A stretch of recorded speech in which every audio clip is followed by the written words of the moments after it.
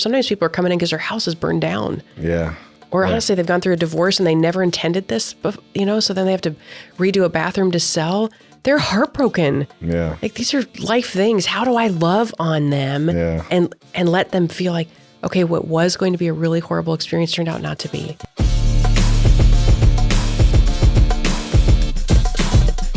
The Leave Your Legacy podcast is brought to you by Covenant Workplace Solutions. Covenant is a full-service workplace mental health and wellness partner, helping organizations across the country strengthen the lives of their employees and the families they go home to every day. Your employee assistance program should raise the bar, not simply check the box. And Storyline Multimedia. Storyline is an Iowa City-based media company that creates high-quality video, photo, and audio for local businesses. They produce a number of great podcasts, including this one.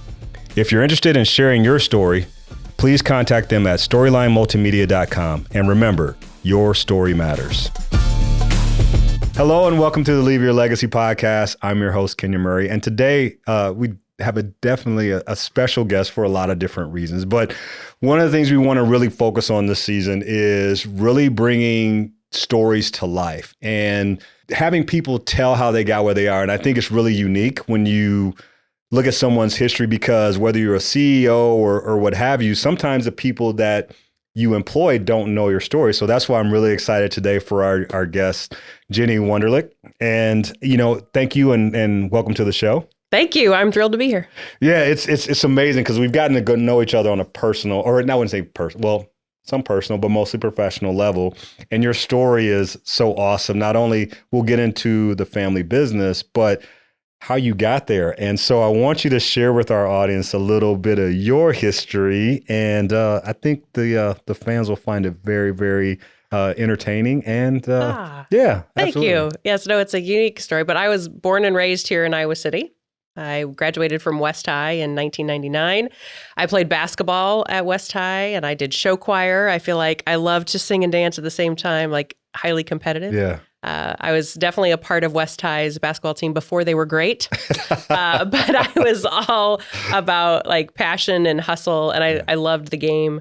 I still love the game, but after high school, I really felt like God was calling me to the United States Military Academy at West Point. So a lot of people are like, no, the Naval Academy, the Air Force Academy. So West Point is Army's version of that. Mm-hmm. It's in upstate New York. Oh, goodness, upstate New York, very different from Iowa, let's just say. And I knew I wanted to serve. Yeah. And I loved their big thing was leadership laboratory. Mm-hmm. Like, we're going to train you to be the best possible leader you can be. Yeah. And since I was a little girl, my mom always prayed that God would take my bossiness and turn it into something like leadership for the better of others. Because I wanted to be in charge. I was delegating very young, and I was also a little entrepreneur. So Lincoln School here in Iowa City, I helped get started the first little school store. I told my dad, I said, this is ridiculous that we're selling pencils out of a little box. We could be doing so much more. Yeah. And he absolutely helped fund this little rolling cart and thinking like, how do I think bigger? I just tried to be, I think I was a little visionary and didn't realize it. But yeah, I went to West Point, started out there. It's just stinking hard. Yeah. Yeah. It's so hard. I don't know. Looking back going, man, how on earth did that happen? Yeah. I do that. I mean, granted, playing basketball is awesome, but it's not running 5 miles while singing and calling cadence and people are yelling at you. Yeah. Very different. Yeah. And realizing I wish I would have done cross country too, because that would have significantly helped me. But I have to ask, so hold on. Let go that guy. So you come home and you tell your mom and dad that you are going to West Point. What was their reaction to that? Okay. Go to probably sophomore year at West High. This is back in the day, right before a lot of digital items, when we're going to recruit or things are going to happen. There was little 3x5 cards up in West High in the guidance office. So like Iowa State, they're going to come, and you would like sign up on a 3x5 card to come listen to whoever is going to come speak. So West Point was listed. And the only person signed up at the time was this cadet coming back was his brother. Really? So this cadet's coming back, and the brother, who we had gone to elementary school together, knew I came from a pretty patriotic family. And he said, Jennie, could you please come so my cousin is not just talking to me? Right. I mean, so my brother, I was like, what is West Point? Yeah. Like, I didn't even know what it was. Okay. And so I go into this little tiny room off the guidance office, and this guy comes in a uniform, and I'm like, that looks kind of cool. Yeah. And they start talking about jumping out of airplanes, and like, there's no class bigger than 15. It's the top leadership school in the nation. I'm like, what is this? Okay. And so I went home that day and said, oh my goodness, I learned about West Point. And my mom's like, no. No. And for those that know my mom that ever listened to this, that woman is full of so much grace and mercy. Like, I am blessed beyond belief. Like, incredibly kind, high empath. Is not like, put a gun in my hand and let's go like defend the nation. No. So it was like, well, I like submitted, little did she know that day he had brought little 3x5, like little cards, like postcards. Yeah. So I had submitted that. And then all the stuff starts coming to the house. Like, what is this? Yeah. I was like, I might have requested from info. Yeah. And it just kind of kept going. And the more, thankfully, the more my parents, looked into it, and knowing me, knowing my skill sets, my passion, were like, okay, this might be the right fit. Yeah. Yeah. So, yeah. Well, that's awesome. So you had a couple years to work on her. Absolutely. And to honestly get in better shape. Like, I had to run, things that I hadn't been doing, push-ups, sit-ups, all of the things. Yeah. We're doing killers. We're doing all your normal, basketball type things. Yeah. But they have, not only do you have to get in academically, but you have a physical test right. you have to pass to get even in. You have a medical board you have to pass to get in. Then you have to get a nomination from a congressman or a senator. Wow. So those boards were terrifying to sit in front of. But all things that help shape you. Yeah. So, that's so awesome. And I think it's super interesting too. Like, that pathway, right? And it seems like so long ago that you like made that decision, but yeah, I think when you think about the things about you that I know and the leadership and those kind of things, I think, it seems like it was a pretty good fit for you. Absolutely. It's funny looking back. So I was not recruited. Some people were recruited to West Point or the military academies. Yeah. I was not recruited. But during the summer for basic training, they're just yelling at you all the time. But as cadets, it's different than, I would say, enlisted basic training. Right. Let's say, your son decides tomorrow, I was like, I'm through with playing really good basketball. I'm going to enlist in the Army. Yeah. I don't think it's going to happen, but he could. Or one of them could, your daughter. And they would go off to basic training as an enlistee. At West Point, you're being trained as a cadet to be a future leader in the Army as an officer. So you have this book of knowledge. So you have to memorize mass quantities. So you are being quizzed all the time.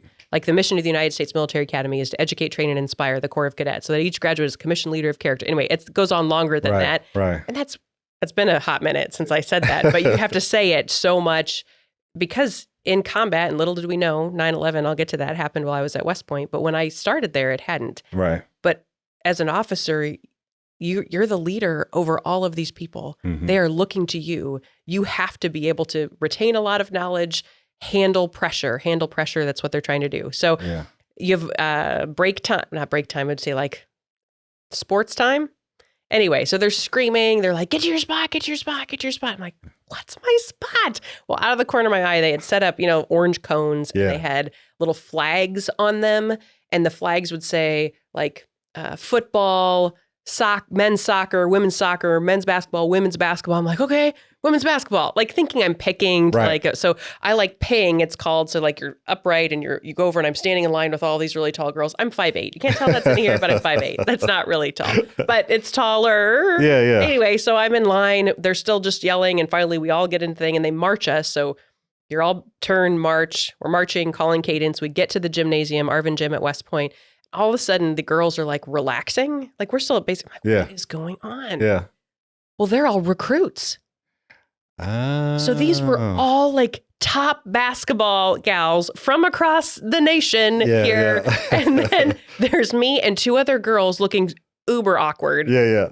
And they all look at us like, who are you? Well, in comes the head women's basketball coach for Army. Yeah. And she walks in and she's looking well, she knows them, right? You would know because your recruit does not. But anyway, they know Kenyon, right? They're like, oh, it's Kenyon. Yeah. Then they look over, it's like panning the crowd, and it's like, who are you? So they're looking at three of us, and we're like standing there in attention, so uncomfortable, like, new cadet Bulmer, ma'am. Like, what are you doing here? Like, right, right. Well, thankfully, the two other girls with me, one from like Long Island, I think they were all from the Northeast. Yeah. All three of us had played basketball in high school. Gotcha. And we didn't know they'd been screaming at us. So they're like, okay, fine.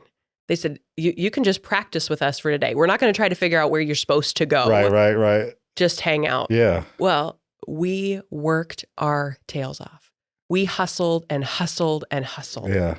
The end of that practice, the coach said, okay, listen, during basic training, you can practice with us. Oh, wow. And at the end, you can try out for JV.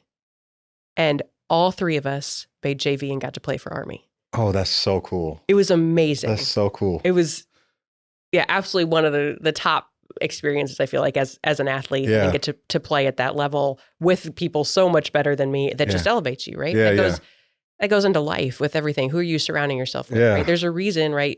I go to you for advice on things, right? There are things that you're so much better at. Like, okay, you can pour into me and learn from someone there. It's a lot easier for like, well, I'm gonna surround myself with people, or maybe I feel better. They're like, no, goodness, be around those people who are here to help take you to that level. And it ended up, I played a year, and then team handball, which I'd never heard of before. I don't know if you've ever seen team handball, right? Yeah. Water playing ball in Europe. Oh, yes. You learn, you get to learn. Yeah. I never heard of that before. Well, they started recruiting basketball girls to play team handball.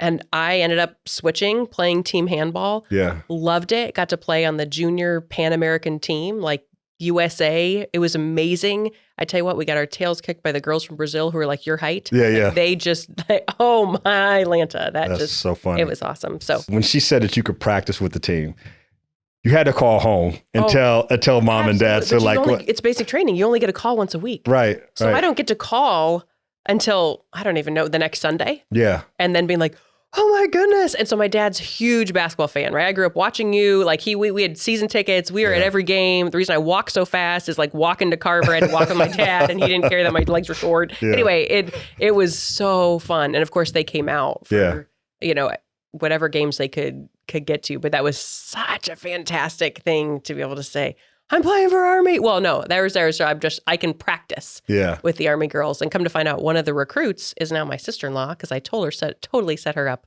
with my now brother-in-law. Oh, nice. So yeah, she's 6'1", maybe. Anyway, she's a basketball player. And she's from Texas, and then we played team handball together. It was great. That's so cool.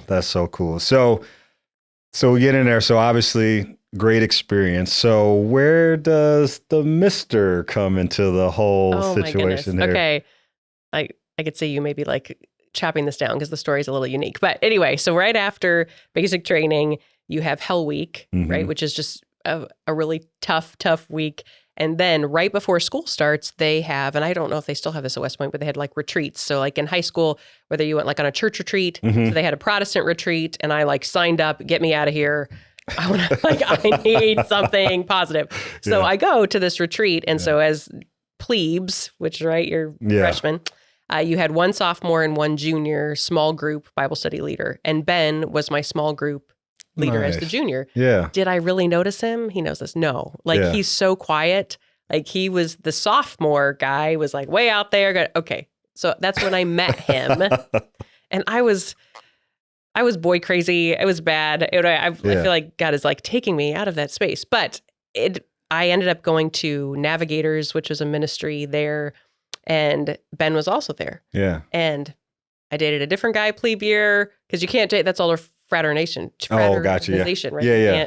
But I always, just respected the dickens out of him. So we'd have what's called TAPS prayer by regiment. So in your barracks, they had one room where we would meet right before TAPS. So TAPS is when you got to be in your room for bed.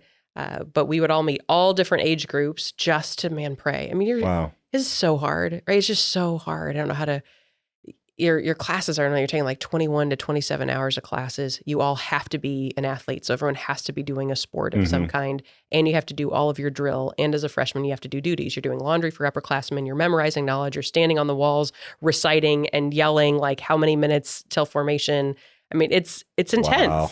So that whole experience, then to be like, hey, we're just praying together. Yeah. He is such, just a steady man of integrity. But then my sophomore year, I ended up being they have officers on base, right, who are pouring into us. They have kids. So you could volunteer to be like a youth group leader. Okay. So Ben and I were both junior high youth group leaders for the officers' kids on post. So got to know him a little bit more there. Yeah. And so coming to find out, there's big balls, military balls, right? Which are fun. And ring weekend is a big deal. I don't wear my West Point ring that much. Otherwise, we can get into like, we have a bad, ring knockers. And West Pointers are known as like, hey, I'm going to knock my ring. We don't, but it's a big deal when you get your ring. So first year, Ben's 2 years ahead. There's a dance coming up.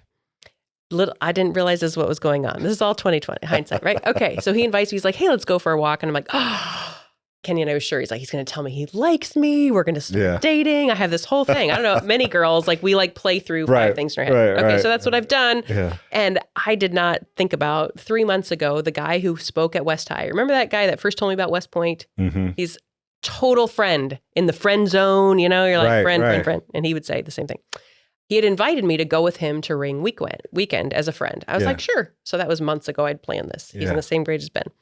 Well, we go walking. I don't remember this. Ben says, my husband's Ben says, I asked you what you're doing for ring weekend. And you said, oh, I'm going with Jeff Johnson. Kind of like, get on. And I was like, yeah, get on to the part where you tell me you like me. Yeah. Well, then he starts going off about, well, when I was a sophomore, this guy spiritually poured into me. And I'm like, okay. Yeah. What? Yeah. Well, his whole thing was he was inviting me to ring weekend. So I left the night like, great. He thinks I need spiritual mentorship. And he thinks like, wow, she doesn't want to go to ring weekend. Yeah. But because he's a man of his word and he talked about spiritual mentorship, we met once a week to read through the book of Romans together. Yeah. And from then on, we were just really good friends. Did we date at all? Nope. He graduated. We didn't date at all while he was at West Point, but we became such good friends, close. Yeah. And then 9/11 happened. And that completely changed our world. He was at Fort Campbell, Kentucky. If you look up 101st, besides the special forces, they're the first ones in the fight. Yeah. And so he deployed. All of us were scared. We hadn't experienced anything like that before. And his mom sent an email to all of us from that ministry that we were in and said, hey, Ben's deploying. Here's his snail mail address, right? We didn't have internet over there. And I wrote him a letter. I was like, oh my goodness. And I'm praying for you. And here's some Bible verses. And he wrote me back. I was like, that's pretty cool. Then I wrote him 2 letters and he wrote me 2 back. Yeah. All right. So anyway, then he ended up writing my dad and asking permission to court me via correspondence. These are my intentions. And our whole courtship. Yeah, I have.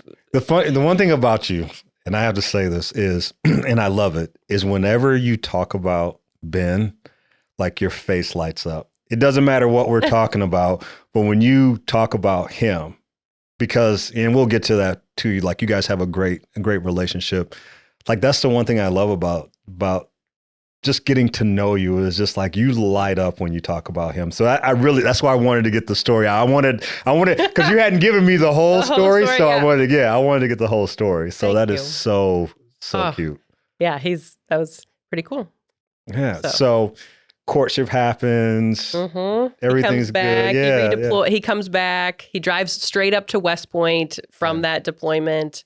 We have our first kiss, like all the great things. Yeah. And then he goes back to Fort Campbell.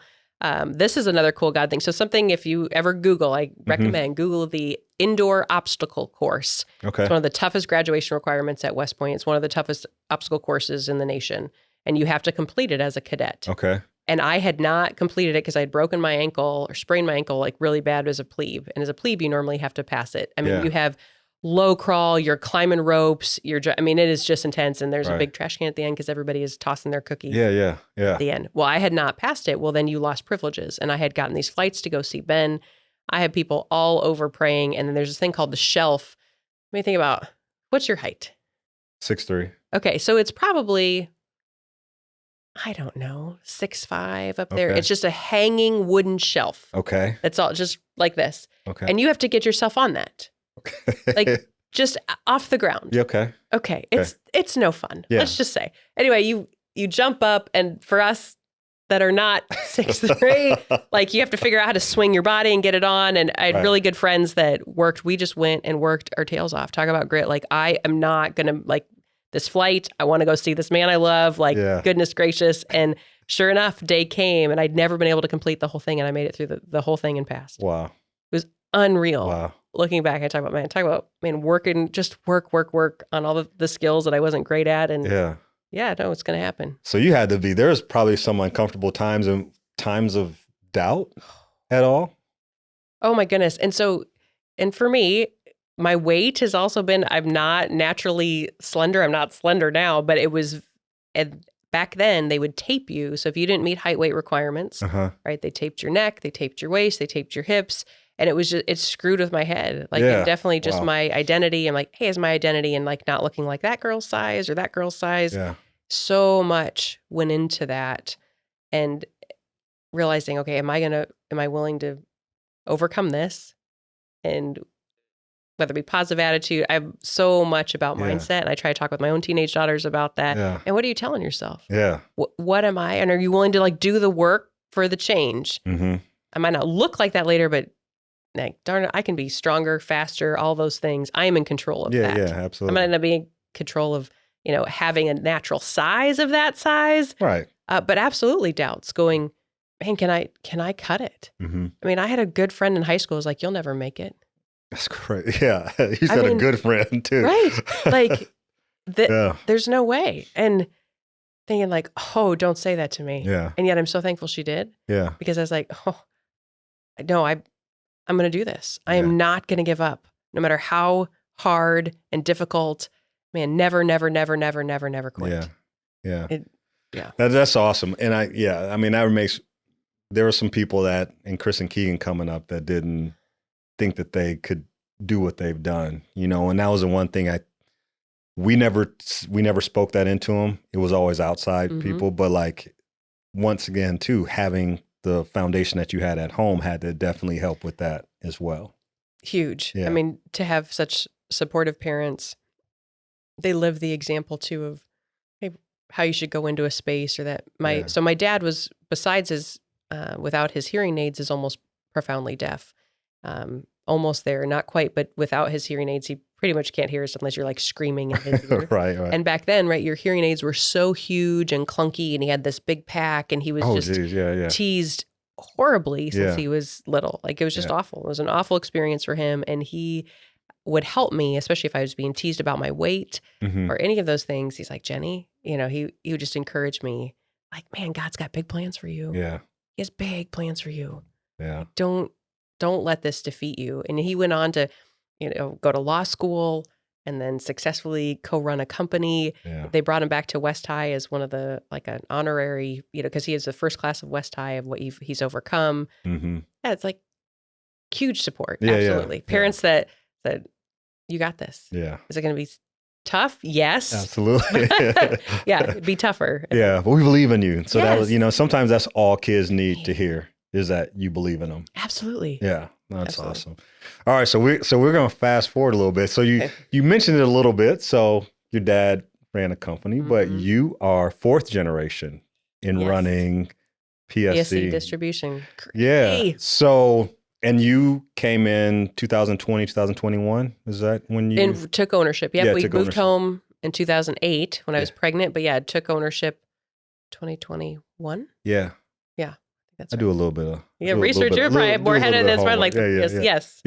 So what was it that obviously, I guess, led to you and Ben saying, "Hey, like let's do this thing"? Oh my goodness, God's so faithful. So we had, between Ben and I together, we had deployed 6 times in 4 years, and I was pregnant with our first kiddo, and we were there.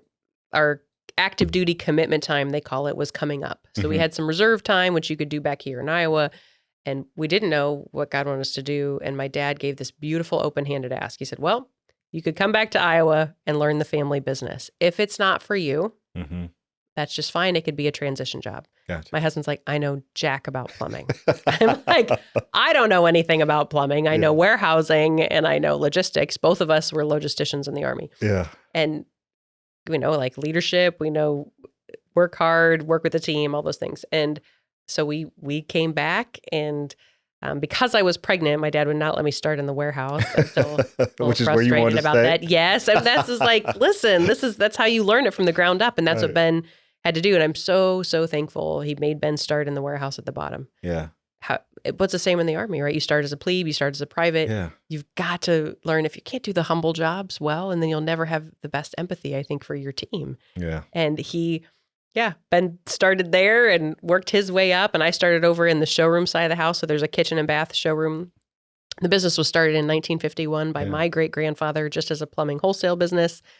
He was a traveling salesman for another place and a state senator, and so that come by that through some fun things, and then passed down to his daughter and son-in-law, and then to my uncle and my dad, and now to my cousin and I and Ben, and goodness, yeah, I can't believe it's been like 16 years. Yeah. Goodness gracious. Yeah, so, but I mean, it's really cool. I mean, that's because it was like your great-grandfather saw an opportunity as a traveling salesman where I can do this in Iowa City. He saw that there was a market for it, and it was like, okay, I'm going to go do this. But once again, starting a business from scratch, but he was doing other things too to make sure like, okay, while we're getting this going. So you come from a line of people that just work their tails off, humble, let's build it from the ground up. And so, I mean, to see you having the success, I mean, it's just in your family, like it's in the blood. So it's really cool to learn about that. Thank you. And that baton is heavy, and I am just blessed that everybody along the way understood, man, you got to take care of your customers. You got to take care of your people, right? If you take care of your customers really, really well and you take care of your people, that's what you have to do. And it's very, very hard. Goodness, now being a small business owner, I had no idea, right, how to compete with the giant competitors that are buying bulk so they can buy it a lot cheaper. And we're like, oh, I can get 20 of those for half the price because I'm only buying 2. Right. So my price is a little bit higher. So what I sell, is not the same price. Well, how do I provide a better service, a better experience? Yeah. How do I make it where like, no, I want to work with Jennie. I want to work with her team. Mm-hmm. Man, they make me feel good. I don't like feeling pressured, right? So our showroom, like they're not on commission. I want people to feel cared for. Yeah. Do we care for them? I mean, that goes in life with anybody we're interacting with. And do I see value in them? Which they have. Like God created them. They're meant, like they have gifts and talents that might be different from mine. They might be going through things, goodness amount of hugs, prayers, tears in the showroom. Sometimes people are coming in because their house is burned down. Yeah. Or honestly, they've gone through a divorce and they never intended this, but so then they have to redo a bathroom to sell. They're heartbroken. Yeah. Like these are life things. How do I love on them and let them feel like, okay, what was going to be a really horrible experience turned out not to be. Yeah. I don't like the reason I'm here, but I'm so thankful I came. Yeah. What better thing that could we do?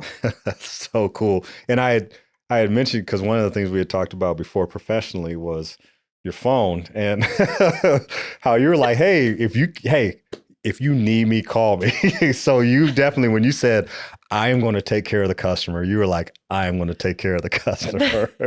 That's true. And it's how do you not do that at the expense of your family, at the expense of your sanity? We have talked about, hey, what are some boundaries, which are important. I'm not great at boundaries. Yeah. I want to do everything. I want to spin about 50 plates and I want to spit them all well. And sometimes like a few drop, I'm like, okay, what do I need to do? Yeah. What I need to do you've done such a great job of just talking about, hey, being present. Yeah. Being present. Am I present right now? Right. Am I engaged with this? Am I present with my husband? Am I present with my kids? I have 3 kids now. And goodness, how do they get all of Jennie, or do the customers get the best Jennie? Right. That's not right. Right. The people that, man, love me the most and are with me the most. Like what example am I setting to them that I want to be a mom that, man, is all in? Absolutely. Yeah. No. And I mean, there's a balance, right? Like trying to be successful in all these different areas, you have to strike a balance. But the reality is there's really no balance. Like there's just certain times in life where you have to give more to this point, or, it might be the business, it might be your marriage, it might be your kids, but it's never a balance. And that was the one thing I had asked too, was you and Ben strike a really, really good balance. And it feels like he is a great barometer for you. Maybe pulls you back sometimes when you need to be pulled back. But it seems like he gives you great perspective too. And so how do you guys continue to have such a great relationship? Because once again, like I said, like you light up when you talk about him. And so obviously it's not just the courtship and how everything came. It's like, it's constant. So how do you guys balance it? You're right. Marriage is hard. Yeah. It's stinking hard. You thought the Army was hard? Sorry. Now, like marriage, way harder. And then you had parents, right? Like, being a parent, it's been amazing to, man, look back. It's that daily thing. And I don't know, when you're in the courtship, right? Everything's super exciting. Yeah. You're like, man, this is awesome. And all of a sudden you're like, why is it not like so exciting anymore? Right. But that love can truly deepen, and the respect, goodness, when the respect for him, and then am I demonstrating that? Am I building him up? And maybe this is 5 or 6 years ago. Oh, probably. I can't remember, but I remember driving home, and we'd been working for the family business for a while. And like you said, there's not really a balance. When we moved home, it was 2008. So like things are about to crash. Mm-hmm. So having a family business in the building industry at that time was terrible. Yeah. Right? Like that's so hard. So it wasn't like, hey, this is great. Pardon me. This is all great. We're just like, no. It was like, this is really, really hard. So you had to devote a ton of time to the business to keep the business afloat. And then going like, well, what am I doing with my husband, for my husband? Mm-hmm. You know, for us, like our faith in Jesus Christ is the most important thing to us. So if like Christ is not at the center, everything else kind of falls apart. There's definitely been times like do I play the comparison game, or what am I watching? Like I'm no longer on Facebook. Mm-hmm. And you go on Facebook and been like, man, Kenyon's buying his wife flowers and he's like doing all this stuff, right? And like, well, why is Ben not doing that? Yeah, right. Why, right? You get into this super negative space. Absolutely. Fast. Absolutely. It doesn't matter whether it be music, movies, like that's all pretend.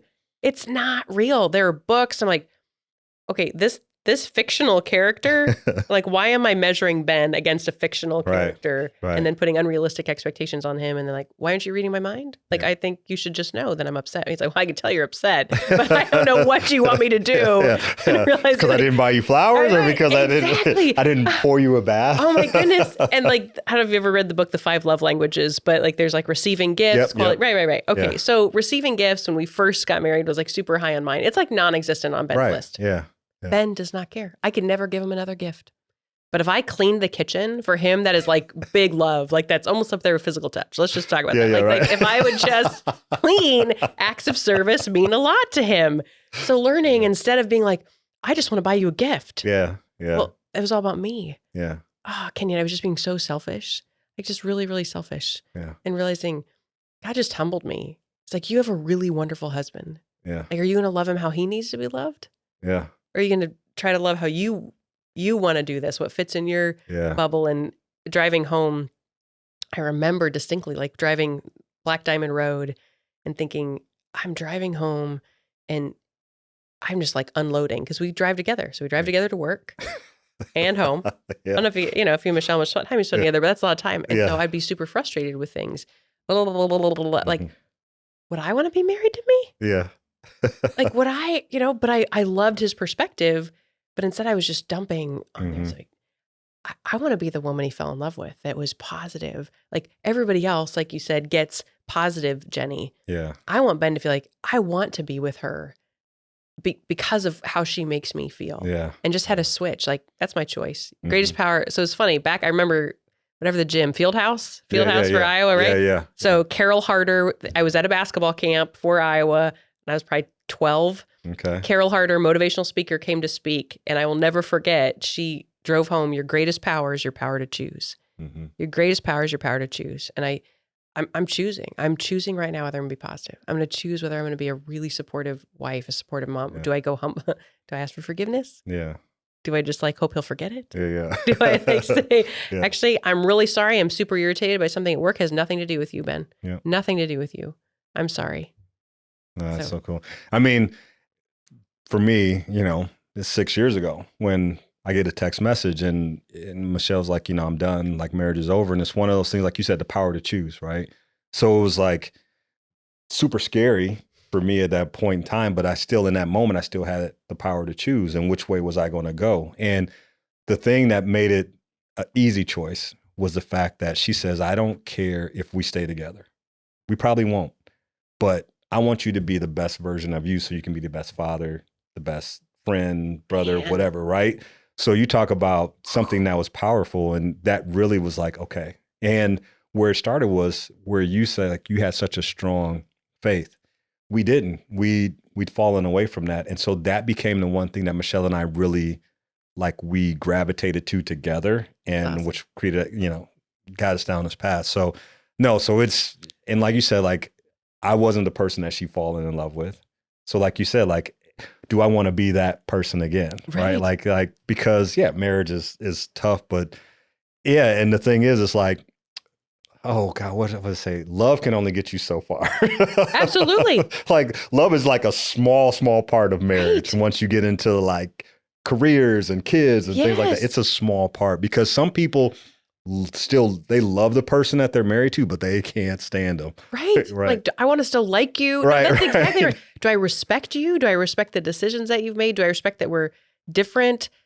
That there's nothing wrong with Ben when he responds in a way that I wouldn't respond. Right. That was a big thing. Like, there's nothing. So I'm a fast decision maker.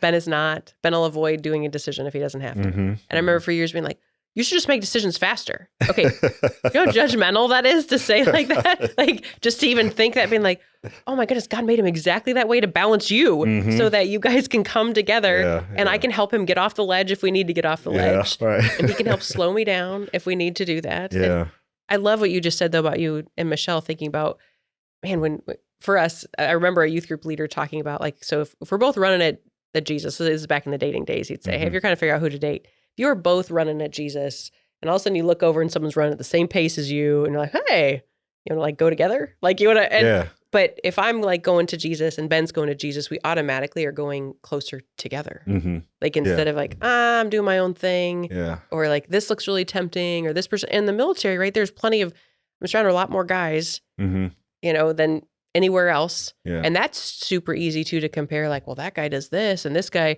I mean, I remember, I think the enemy just throwing out like many temptations to me in there. It's like, man, I gotta flee, or what do I have to get away from? What do I have to cut off? Yeah. Like, that's not a healthy relationship. That doesn't feel right. There's something here. Absolutely. It's like, oh no, God, you're so good. Thank you for protecting me. Thank you for protecting our marriage. Absolutely. Yeah. And then the thing too, like, even if it's like people on the periphery, like, because there have been things and people that I wouldn't say cut out, but I've removed them from certain parts of my life because it wasn't benefiting my marriage, you know, because sometimes, like you said, the enemy is like always in your ear. Yep. And it's not for a fact that I don't like someone or whatever, but there's times where you just have to remove people. And sometimes it's family too that you have to remove in order for you to get to where you need to go. And, you know, my brother and I have had kind of this tumultuous relationship, but God is really interesting with his timing and the fact that I'm actually working with my brother a little bit as a life coach now, right? That's helping him on his path. So like you said, it's interesting how he takes things away, but he also puts them back when the timing is perfect. So if there's anybody's timing that's perfect, it's usually his. So how do you think God was preparing you for that time? How do you think that, like, what did have to change in you or what had to change in your brother? Yeah, I think it had perspective for one, perspective for me and perspective for him, because when he told me really what opened the door for he and I to reconnect was something perspectively that changed. He listened to me speak. I was a keynote speaker. He listened to me speak and there were some things that resonated, but then when we sat down and talked, it was a perspective change for him that I respected so much that I'm like, whatever you need me to do to help you down this, like I'm there for you, because finding commonality with the two of us, because I was an athlete, he wasn't, you know, there were so many different things about the way we grew up and who we were that it separated us. But there are some things of commonality that have happened that have brought us back together. So no, I mean, I can't say how much like just his influence in my life and having a personal relationship with God has just changed so many things about me. I feel like I'm the person that I was supposed to be, that I was fighting all these years. So yeah, so it's crazy. But that's the thing too about you. Like, even when we met, like, you first thing, like, is there anything in your life I can pray about? Like, I was like to me, I'm like, okay, like that's really cool. So I connected there because I'm like, oh my gosh, this is such a giving person. Like, I just love that about you, and thank you. So excited you're here, and you're such a good person. One of the things I wanted to ask is, like, you have daughters, teenage daughters. I do. So, you know, being that role model, like I know the question I asked, and I'm going to read it. So the question I asked you was, you know, as a parent of teenage girls, what's been your approach to being a positive female role model for them? Because you brought up a couple really important things when you talk about the comparison thing, right? Because our kids are on social media, and coaching young women the last couple of years in basketball, one of the things I said is stop looking at this thing for, one, to feel respected or I need to be like this, I need to be like that, or this girl's getting more likes on her and one mixtape, whatever basketball thing. It's like, stop doing that. So what's your approach to teenage girls? And so it's interesting. I've had lots of feedback, and some even from people close to me that don't agree, and that's just fine for our family, right? Our decision. So our girls don't have social media, and their one didn't have a phone until basically she had a car. Okay. Like, what? How could you do that? Right? So one was in 8th grade, one in 9th grade, and she's old for her age she was 16 or 15 right before she had her permit. We're like, oh, you have a permit, because she had her school permit. We want her to have a phone to like safely drive, whatever. Yeah. That's a pretty long time. People are like, how could you do that? Like, what are like safety wise, or like, we didn't have them growing up. Like I didn't have one, and I feel like I'm okay, like that. And thinking about how messed up I think I would have been in my head if I had, in terms of comparing and just the negativity. And it's interesting in the time, one of my daughters specifically was super frustrated, right? All her friends had it, and now it's really fun for them to say, Mom, I'm so glad that you have done this. Like they are less anxious. They are so much, and their teachers notice, going, your girls are really grounded. We hear grounded a lot. Like they're not in this comparison. They're not like all over here, worried about this. They do a lot of things. They play sports. They're in music. They do drama, speech, all the things. It's not that they're withdrawn or like missing out. That fear of missing out is a big thing. Yeah, like FOMO. Yeah. Yes. Like they're not missing out, and actually, what they're missing out on is stuff they shouldn't. It's not good for them anyway. Right. Goodness. So just that alone, we don't have TV. What? I know. I've never told you that before. No. You're like, you wacko, I wouldn't have brought you on here. No, I'm just saying, like, we have an old, like, first we only had a big old box TV, and then my parents got us. Too, like, it is not black and white. You're too far to kick. No, it's not. But we have a flat screen now in the basement that looks just for DVDs. Yeah, yeah. So we check out things from the library. You're like, you lame. I'm not kidding. You can see it. It's so funny. People, those things they don't know. My place, like, no wonder you guys are straight. But I tell you what, we can go to my folks. We want to watch, or like Army-Navy football game, go Army, right? Yeah. We're going to find a way to watch that game, or like, goodness, we're watching women's basketball. Like, there's a lot you can get on a laptop. Absolutely. Like, so that's, we watch, but no, we don't have shows we watch. But now Ben and I, when we were newly married, like I remember like binging on 24 in Hawaii. Oh yeah. Station on 24. Yeah. So it wasn't like that we like never watched TV. Right. Not that good. Like, no. Right. But we were spending so much time at work, like work. And then we see our kids and we're like, it's hard enough on our phones because we can just like watch YouTube, right? Yeah. That's a distraction enough. Yeah. So when we want to watch something, man, we're watching something funny or old or whatever, that in itself, right? Because you watch, I mean, I hate to say it, but even like the channels that we grew up on that were good, now like the teenage girls, they're lying to their parents and it's supposed to be funny. Yeah. Yeah. They're cheating on things and they get away with it, and that's part of it. They're cheating on their boyfriends, and then he shouldn't. Like, it's just terrible. Yeah. It is terrible. Yeah. Why would they? Reality TV is really not reality TV. No. And here's the thing with Chris and Keegan hate social media, but when I go to their house, whether it's Love Island or like Chris and Sophie, Keegan, Carl, like they're binging on this and they're talking to each other, but it's so funny because they realize like that's not real, right? And it's just it's like they're getting entertainment out of it because they know it's not real. Right. Yeah, absolutely. So it's so funny to see them in that, or they're watching YouTubers play golf. Like, I mean, I watch baking shows or like the Great Australian Bake Off. I mean, all that, absolutely. Our kids, and we love doing that together. Yeah. Sorry, circling back, but the girl, like those sort of boundaries have been really helpful, helping them get sleep, being like, you've got to have sleep. Yeah. You have to, I asked my daughters. What'd you just do though? That's really cool though, what Ben just did when it comes to phones. Yeah. So we just Ben just went to Walmart and bought a bunch of like old school alarm clocks, like alarm clock, which since I talked to you before, we still have not figured out how for the alarms to work. So they're going off at random times. Yeah. Like, well, this should not be that difficult. That's so funny. Which is why like people use their phones. But in the past, we're like, oh no, I got to have my phone with me because it's my alarm. Yeah. Right. Well, then we're all staying up way too late, all on our phones. Yeah. So now all the phones are outside on the desk, outside all of our rooms. Like already we're sleeping better. Yeah. Right. And it's not, oh, what's so-and-so doing it, whatever. Hey, you can check that in the morning. Yeah. It's no big deal. I love it. Funny, I asked my daughters, like, what? I say, I don't know how I asked this question to them. I'm about to talk about this. Yeah. What do you think? And how one daughter very much like, Mom, the grit and like that you've demonstrated and talked about, and integrity, respect for people in the military. Yeah. So it's something I forget that I talk about that a lot. So that spoke to her. The other one, it's like how you're the mom, you're supposed to be the first in and the last to leave.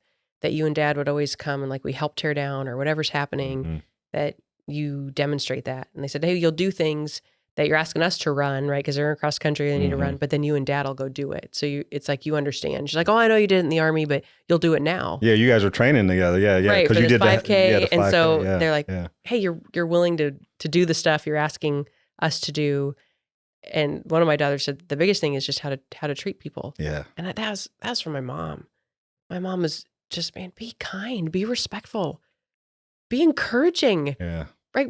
Don't you want people to leave an interaction with you being like, man, I was so uplifted, or a way that I can pray for you or care for you? What's a way that I can help you?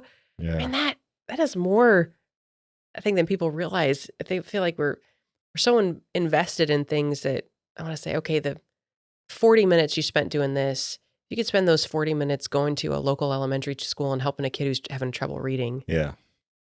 You can change their life, the trajectory of their life. Absolutely. With that little thing. So anyway, just trying to live that example for my girls. I have to ask for forgiveness a lot. Like I years ago, thankfully God helped me. I was screwing up big time with my oldest daughter, and I can be a pusher. You don't have two West Point parents, and not have a little bit of push, and you know, it just And there's something I really wanted her to do. I'd signed her up for it. And I was not backing down. Like, I am the mom. This is the right thing. And she was not giving in. And our house was volatile. Like, it was so uncomfortable for everybody else in the house. I don't know if you've had this, if you're having something with one of your kids. Oh, yeah. Right? So it's like everybody can feel it. Oh, yeah, they could feel it. Yeah. And we were about to take a trip out to West Point to visit, and then to the Coast Guard Academy, because our second daughter's interested in the Coast Guard Academy. And I remember thinking, like, all spiritual, pharisaical, like, oh, I hope that God just speaks to this daughter, and she knows it's her, but I was like, speak to this daughter and, help her to soften her heart. Like, it was all about her. Yeah. Okay. So we go out there. I'm like, Ben, maybe you're gonna have this great conversation with her, and really she's gonna break out of this and all of a sudden start saying, yes, Mom, and treat me well, blah, blah. Okay. Does that happen? No. Okay. So we go to the Coast Guard Academy, and there's a guy, a former Navy colonel. Okay. Army, Navy, highly competitive. Gotcha. Right. I'm like, Navy. Anyway, he's this over Officers Christian Fellowship, really, really straight shooter, believer, great man. We all interact as a family. I'll just say Samantha knows it's her, but she was, kind of sitting there, not all into it. She's the one night we were like hitting heads on. And we're driving home from the Coast Guard Academy. And I texted this colonel. I said, thank you so much for like what you did, poured in. And I said, would you pray for Samantha that she would be, softened? And he texted back, it's not her, it's you. Wow.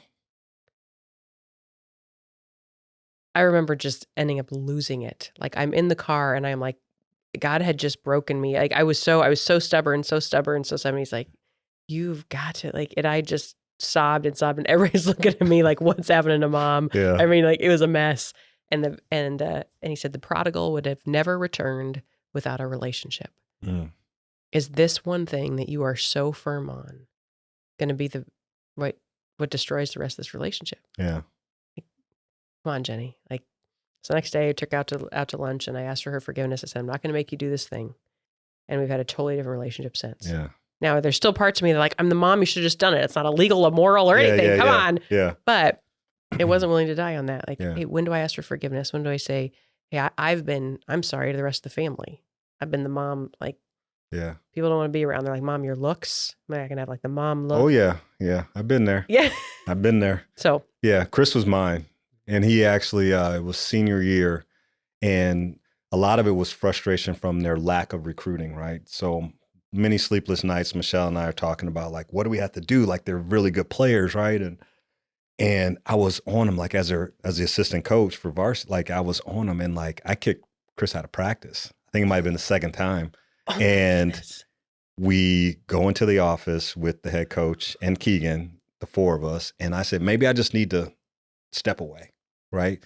But what he said was, he's like, Dad, he goes, sometimes I just need you to be dad. He goes, you don't compliment Keegan or I when we do this or that. Like it's always something else. Like you're always on us. Like we don't do this right, do that right. I was like, man, okay. So we get home and we have like a family meeting. And I talked about maybe I should step down. And Keegan's like, no, like he's like, Chris, we need him. But I had to say, okay, like here's the thing we did. And it was basically, I was coach. I was balanced coach, right? Like, you know, with that. But then as soon as we left the gym, I was dad. And we didn't, and the only way we talked about basketball was if they brought it up.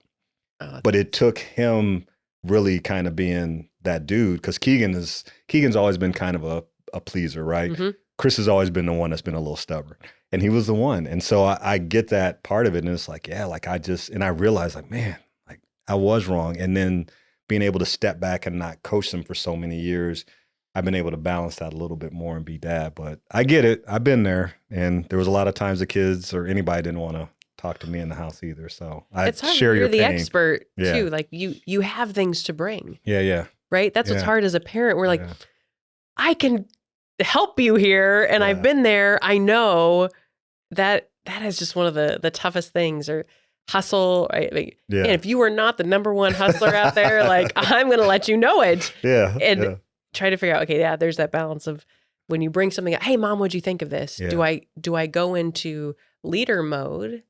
Of, well, here are the things you can improve. Instead of, man, I am so proud of you. I am so proud of you for doing this. Mm-hmm. And leave it. Yep. I have had to do that a lot as an NBA dad. I can't even imagine. Yeah, dude. It's right? You're not wild. Their coach? Yeah. It's a balance. But I always preface things like, this is dad speaking or this is coach speaking. That's good. So that's good. Well, I mean, we've talked about so much, but here I do want to make sure I get to this. So you do have a lot of, I wouldn't say a lot, but you're very passionate about things. So along with running the business and all that kind of stuff, being a mom, great wife. So what are some of the passion projects you have going on right now? Oh my goodness. Okay. So thank you for asking. Yeah. Grow and connect. So 2 years ago, I piloted a program through the Home Builders Association. So the HBA, if people aren't aware of it, it's a not-for-profit. It helps connect builders, people in the industry, trying to promote home building and all of us in that industry. But what I heard, I was incoming on the ladder for being, like second VP, first VP, and then president of the board, which I'll be president next year. But I would hear, how many times, I don't know if you've been hit up, I'm sure, like, hey, how about you join this or join this? Yeah. Right? They all want a piece of you. Oh, yeah. And they're like, well, what value can we really provide, or what can I do to help provide value to members of the HBA? And the common thread that I would hear all the time is workforce. Mm-hmm. Workforce, right? We desperately need workforce, especially in the trades. Right. We haven't unfortunately, done a good job. We've taken them out of schools, whether it be prepping kids for the trades, plumbing, carpentry, all that stuff. And I am really passionate about like everything from, hey, handshaking, eye contact, posture, showing up early, being the hardest worker, being, not being a complainer. Anyway, all those things. And as a boss, I, hired and fired and interviewed and all of those things. So I wanted to help. How do I equip students, but then connect them for people? So we started this program, and students can come. They have to come first agree to a day of professionalism training with me at my business. And then now I've incorporated, which is wonderful, other people. We had a panel of builders, plumbers, HVAC guys this year. And then if they complete that, they'd go job shadow at an HBA business. So they get to job shadow for a plumber, electrician, builder. Nice. Different items. But the requirement, so not only do they have to like show up, right? They have to do all the things we talk about at the day of professionalism. They have a write-up of 4 questions. And part of it is, let's say, Mr. Murray, you're my supervisor. I have to sit with you and I have to ask you, okay, what did I do well this week? What did I not do well? What can I improve on? What professionalism skills do I need to grow with? So there's 4 questions. Yeah. And then let's say you're also an owner or one of the owners. So they have to interview their supervisor and then a principal in the business, like one of the head guys. And they have to ask them, how did you get here? Yeah. What professionalism skills did you need to learn? And there's 4 questions. So it's not overly burdensome, but for these students, it's like, oh my goodness, I got to talk to somebody and ask questions and getting them to do this. It's a little bit challenging. But I want them to be able to cast vision. And when this last group this summer, I think probably the hardest part is I have them do this sort of mind diagram, and they describe themselves and they have little offshoots. And, some of them, like how they describe themselves is no dad. Yeah. Yeah. Man, it's like heartbreaking to me. Yeah. Like that. But for them, their identity of like, hey, this one's either dead, this one's in prison. How do I help them? So helping them set SMART goals, helping them well, what do you want? Yeah. What do you want? And how do I help you realize you can get there? And the trades, there's actually a ton of money to be made in the trades if you're good. Absolutely. You're good. If you work hard and you're honest and you're willing to do this, there's so many scholarships, and trying to help them like instead of paycheck to paycheck, like, do you want to own a house one day? Yeah. You can. Yeah. Let me help connect you with people. So then that interview of those guys who are maybe in their 50s or 60s that were there before, like, no, okay. And then just their supervisor, because some of these kids can't take feedback. Right. Especially if they didn't play sports. Yeah. So I actually brought a basketball into the day of professionalism and like tossing it out on things. Because like, hey, if you can't do the basics, like my dad was super big on defense and boxing out. Jenny, if you cannot box out, like, listen, you have to be able to play defense. Yeah. And I think so often, like, we just want to shoot 3-pointers. Yeah. Yeah. And I want to be able to do it all the time and be great. Like, wouldn't we all just love to be able to just stand at half court and make every shot? It's just not how life works. Right. Right. You have to put in the effort. So trying to get these kids to realize there's effort, but there are people along the way that will help you, and they will get there. So, good news story of a gal from City High who wasn't sure what was going to happen really, but God, man, worked through all these people, and she's now full-time for an electrician and has an opportunity. Wow. And, there's dad's not in the picture, tough challenges that she has overcome, and she's doing it through this program. So anyway, I'm getting back in the schools and talking to them, trying to get the next crew in to give it a shot. So anyway, thank you for letting me share about that. No, that's awesome. And starting my coaching career at the junior college level, we had a lot of kids come in that weren't maybe great students, but they would come in for the laser program or the automotive program, and they would leave with jobs where they were making $50,000, $60,000 after a 2-year deal. And the one thing that people need to understand about trades, there are things that will never go away that computers can never, or robots can't take away. And the trades are one of those things that there's always going to be a place for human labor when it comes to that. So no, I thank you for that. Well, it's been an unbelievable conversation. Like I could go on for another hour probably, but I do want to end up, I always like to do like rapid fire questions. And I kind of cheated it, and I gave you the questions beforehand. I usually don't give them a head. But so our rapid fire questions today. So number 1, bucket list trip for you and Ben. It's funny, you even gave it to me ahead of time, and I was like, golly, there's so many places we'd like to go and do. I'd love to go to Australia. Okay. That's funny. Like, I can't even really tell you why, but I was felt like that just seems so cool. You're going down under. Things are all different. Yeah. And it's gorgeous. So yeah, love to go to Australia. I want to go there too, but big tarantulas and things like that, like big spiders, that kind of stuff. I'm like, I don't know. We had a few of those in Afghanistan, giant camel spiders that would jump into your boots and jump all over. So I lived with those for a little bit on deployment. You can overcome it. Don't worry. Okay. All right. I'll take your word on that. All right. Number 2, pie or cake? Oh, okay. So Boston cream pie, even though it's called pie, is actually a cake, and my mom made it for my birthday every time growing up. Yeah. So Boston cream pie. Okay. All day, every day. All day. Okay. Awesome. I mean, that vanilla custard, chocolate on the top. Golly. Okay. Keep going. Okay. All right. Last one. If you had to describe yourself as an animal, what animal would you be? Because I've had some pretty interesting answers. I'm sure. What's a tenacious animal? What's a never give up? Maybe a beaver. I don't know.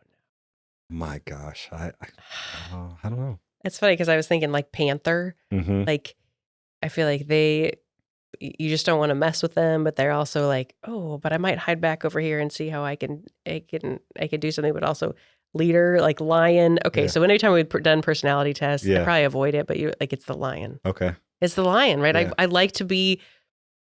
I want to help take this team to go somewhere, and I can be forceful. I know that. I try to like counter that with like maybe a more compassionate animal, but legit, like I want to help lead this team to go do this. So probably a lion. Probably a lion. I'll take that. No, it's awesome. Well, thank you once again for coming on today. I really appreciate the conversation and everything. And it's been great getting to know you. And I know we're going to be doing a lot of things in the future too. So I'm excited for that as well. Yes, I'm so honored to be asked. What a delight. Man, every time we talk, right, it's fun. I was like, this is like, man, we got like 4 times the amount. It was great. Yeah. So thank you very, very much. Absolutely. Well, thank you for joining us today. Once again, I'm Kenyon Murray, your host. Until next time, let's keep connecting.